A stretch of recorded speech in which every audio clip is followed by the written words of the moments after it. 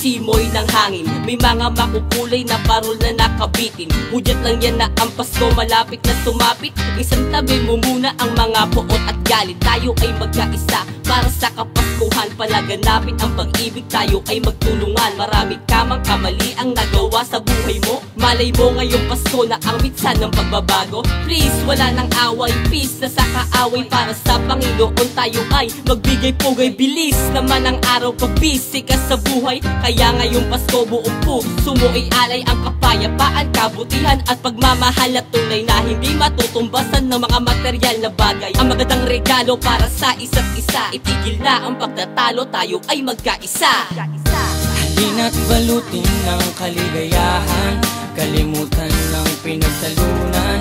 Magbigayan tayo't magmahalan dapat ngayong Kapaskuhan. Sa araw ng kaarawan ng ating Diyos Ama, paramdam ng mahal sila hanggat nandito pa.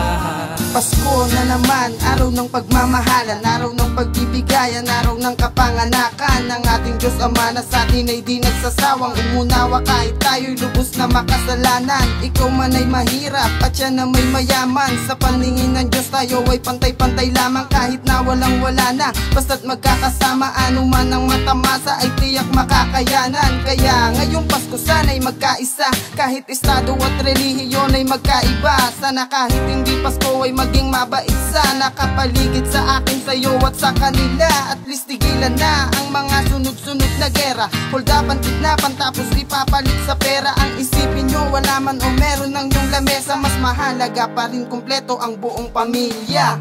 Halina't balutin ng kaligayahan, kalimutan ng pinagtalunan.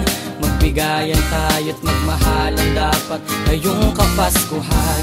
Sa araw ng kaarawan ng ating Diyos Ama, paramdam ng mahal sila hanggat nandito pa.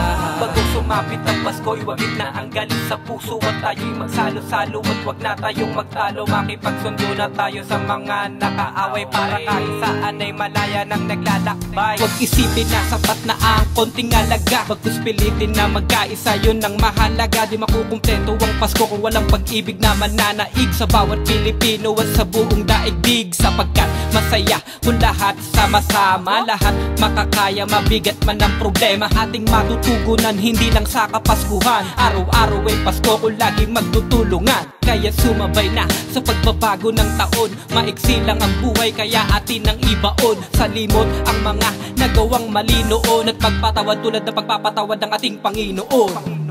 Halina't balutin ng kaligayahan, kalimutan ng pinagtalunan. Magbigayan tayo't magmahalan dapat ngayong Kapaskuhan. Sa araw ng kaarawan ng ating Diyos Ama, paramdam ng mahal sila hanggat nandito pa.